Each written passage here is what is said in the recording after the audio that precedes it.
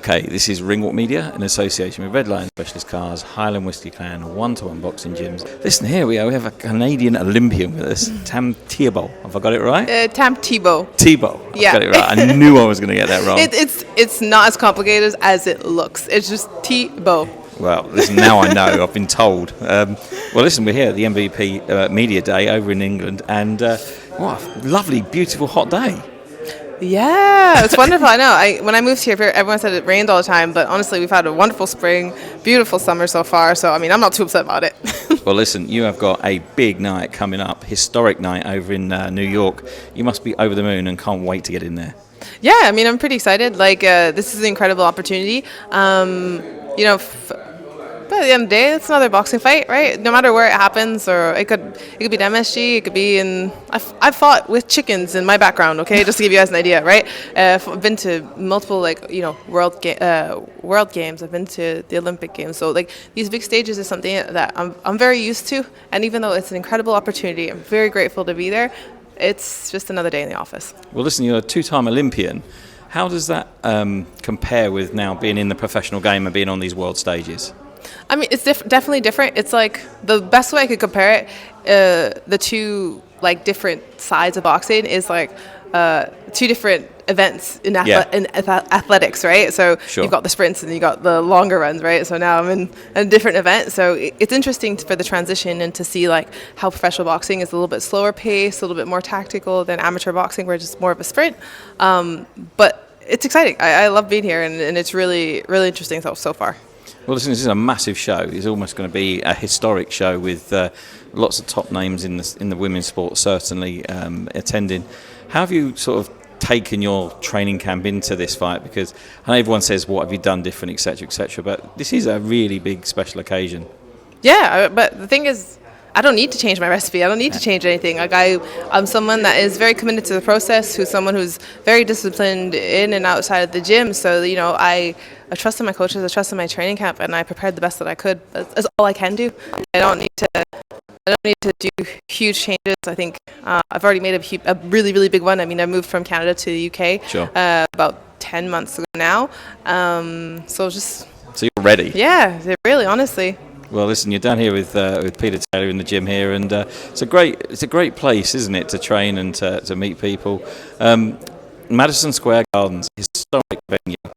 This is a big tick box, surely, off of the personal goals. I'll be honest with you, I haven't even thought about it. Like, honestly, things have happened so fast at the Olympics. Like, I haven't really thought of like where I want to be, where I want to go. I was trying to like, what's ahead of me? Okay, right now it's my first date, then it's my second fight, and then now it's my third fight, and my third fight happens to be in Madison Square Garden, which is like incredible. But it happens so fast, I couldn't even actually like think about it, right? So it's just okay, it's happening. This is where we're at. It's exciting, right? I could have never predicted this. I could never expect this. But again, I'm someone who's very much so like focused on what's ahead of her, what's in front of her, and I have to be. That's how I've gotten where I am now today. Just another day in the office. Yeah, I know it's boring, but it's just I think that's what makes people great. That's what makes the great athletes great. Even though we perform on these incredible, like these massive stages, right? It's just our sport. We do this days in and days out. And we have to trust in that, and we, keep our 2 feet on the ground. Sure. Heads out the clouds for now, and we'll enjoy it after once the work's done. Well, listen, MVP and Jake Paul doing great things for female boxing in particular. What's it like being part of that process? Because it really is sort of at the forefront of women's boxing at the moment, isn't it? Yeah, they really are. And, like I've been with them for a little while now before like they started signing everyone, which is like, which was pretty crazy.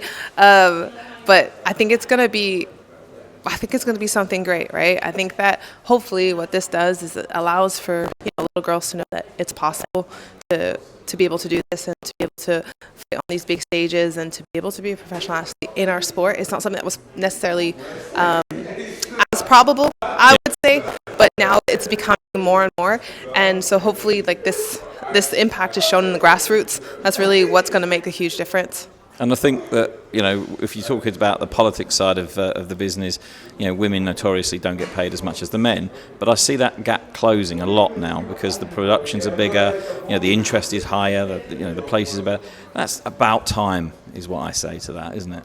Yeah, definitely. I mean, like, we put in the work, we do the same things, but now it's a question of us showing other people that it's worth watching, it's worth going to, right? We want to be able to not just make money, but also generate it, right? That's exactly. the whole of professional sport. Right? We have to be able to pique people's interest and want them to come watch us and buy tickets and see what women's boxing as a professional is like. And I think, yeah, you're right. It's about time, and that's where we're heading to. And I think this card is proof of that. So for the UK audience that maybe don't know you, what are they expecting to see on the 11th of July? I mean, it's tough, right? Because you always have an idea of what you want to be, but I guess the simplest way was just expect the best version of me. For people who do know me, people who don't know me, I'm a tall, slick southpaw, so expect some skills. It's going to be some trouble at the mill, I think. Well, listen, I mean, can people still get tickets to come out to New York and watch you guys? Of course, yeah, they can still get tickets at ticketmaster.com, I'm pretty sure.